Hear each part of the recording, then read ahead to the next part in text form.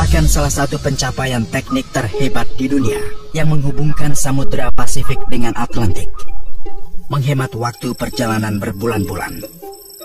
Awalnya perusahaan Prancis berusaha membangunnya pada tahun 1881. Perusahaan yang sama membangun terusan Suez dan mereka mencoba menggunakan pendekatan serupa di sini. Rencananya adalah menggali kanal sepanjang 82 km.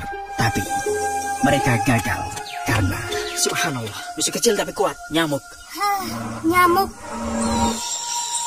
Wilayah ini punya medan terjal, tidak seperti dataran di terusan Suez. Hutan.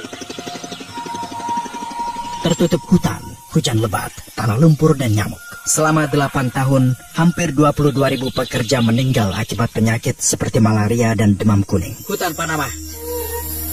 Setelah itu perusahaan berhenti dan bangkrut. Lalu muncul skandal korupsi keuangan dan administratif, dikenal sebagai skandal Panama.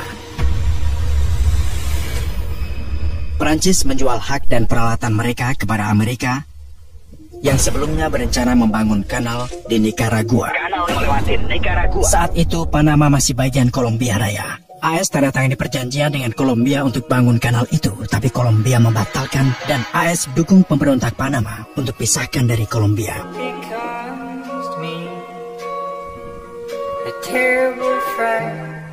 Panama meraih kemerdekaan dan menandatangani perjanjian pembangunan kanal dengan AS pada tahun 1904.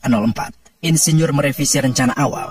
Alih-alih menggali sepanjang 81 km, mereka memilih menggali sebagian tanah dan membangun bendungan, danau buatan. Ini adalah Danau Gatun. Dan kunci untuk menaikkan dan menurunkan kapal. Kanal ini resmi dibuka pada tahun 1914 dan seluruh dunia merayakan peristiwa ini pada saat itu. Sebelumnya, kapal harus berlayar ke selatan mengelilingi Argentina. Perjalanan selama sekitar 2 bulan. Misalnya kapal dari Los Angeles ke New York butuh berbulan-bulan untuk ketujuan, sementara AS ingin kirim kapal perang segera. Sekarang hanya butuh waktu 8 hingga 10 jam untuk menyeberang. Inovasi ini merupakan salah satu alasan AS menjadi negara adikuasa dunia. Hari ini, kita akan jelajahi cara terusan Panama beroperasi dan mengungkap keajaiban dari kehebatan teknik ini.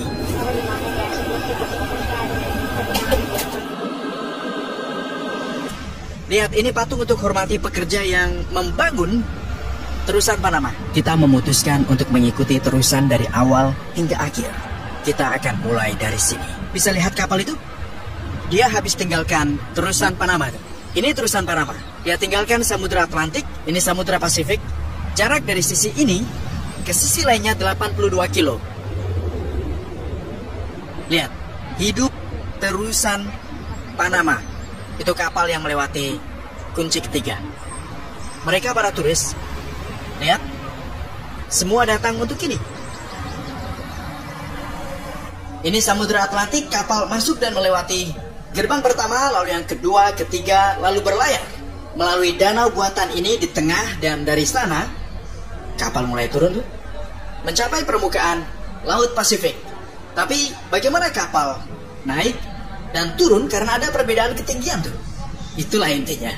Jadi sekarang seperti yang kau lihat, perahu itu akan turun pada saat ini. Selanjutnya saat permukaan air mendekati tahap berikutnya, dalam hal ini yaitu lautan, jadi mereka akan membuka kunci, lalu perahu akan menyeberang menuju Pasifik dan menyelesaikan transit. Kau bisa lihat pergerakan airnya. Itu karena di belakang bilik terdapat sejumlah pipa. Pipa itu berfungsi untuk memindahkan air dari satu bilik ke bilik lainnya. Seperti yang kau lihat, kolam-kolam di sepanjang kanal memasok air dari bawah tanah untuk mengangkat dan menurunkan kapal ke permukaan danau dan sebaliknya. Lihatlah air di sana, lihat kan? Mereka sedang memindahkan airnya untuk mengisi ruang bagi kapal yang akan datang berikutnya. Dan semua ini dikerjakan menggunakan gaya gravitasi. Karena itu terusan Panama sangat menakjubkan. Kita sedang naik mobil sekarang, teman-teman, untuk menyeberang dari situ, dari Samudra Pasifik ke Samudra Atlantik. Kita ikuti kapal ini saat bergerak. Kapal-kapal memasuki Danau Gatun. Air danaunya itu Berasal dari air hujan, mereka bangun bendungan untuk bisa menampung air hujannya di danau ini. Danau ini merupakan danau buatan terbesar di dunia.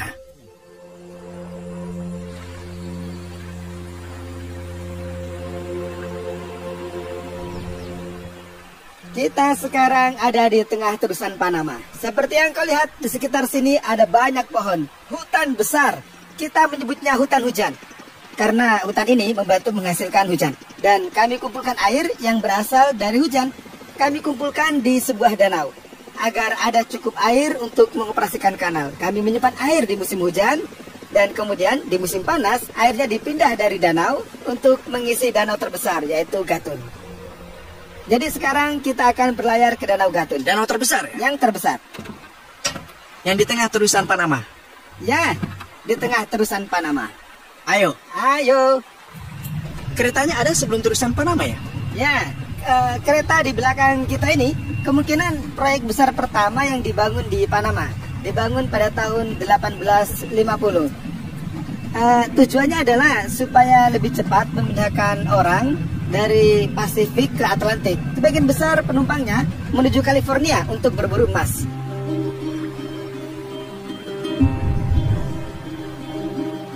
Di sebelah kanan terdapat Samudra Pasifik dan di sebelah kiri terdapat Samudra Atlantik. Sekarang kita 27 meter di atas permukaan laut. Bayangkan, ini permukaan laut dan ini permukaan Danau Gatun, ya. Nah, jika kau perhatikan ada perbedaan di sini. Itulah sebabnya di Panama kami memilih menggunakan sistem kunci. Karena sistem kunci berfungsi seperti lift air. Ya. Namun, terusan Panama banyak tantangan. Salah satu tantangan besar yang dihadapi oleh terusan Panama adalah masalah ketersediaan air dan perubahan iklim. Karenanya ada pembatasan jumlah kapal yang menyeberang dan berat kargo yang dibawa. Karena perubahan iklim dan kurangnya hujan. Airnya terus berkurang. Masalahnya di sini kita isi ulang danau dengan air hujan. Dan jika tidak ada hujan, kita tidak memiliki air tawar untuk mengisi danau. Kapal ini sedang menyeberang dari Pasifik ke Atlantik. Wow.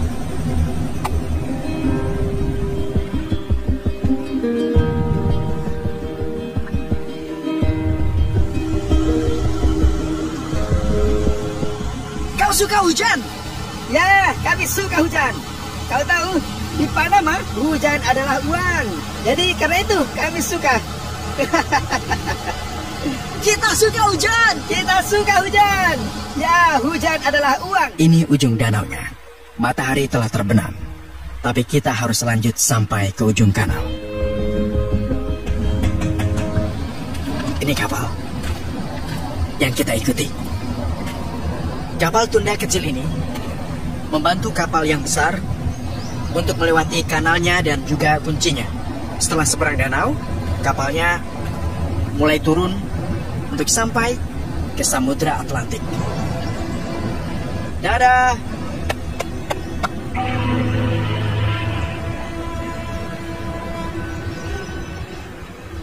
Kau bisa ke sini dan saksikan kapal-kapal yang lewat. Bahkan bisa lihat gerbang bekerja.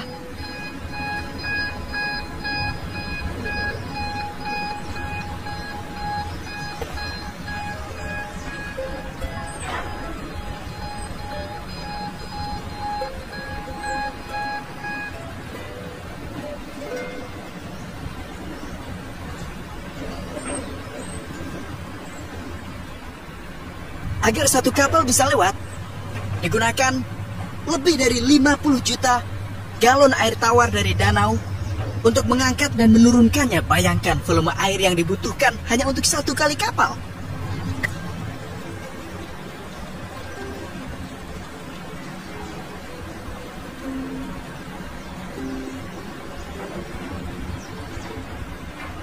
Apa pendapatmu? Keajaiban teknik ini jenius kan? Tibalah perpisahan terakhir.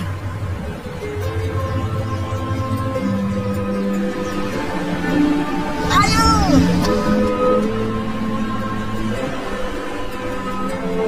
Ada paus di mana-mana. Lihat, lebih banyak paus. Paus besar migrasi dari Antartika. Mereka taruh alat di air agar bisa dengar suara paus.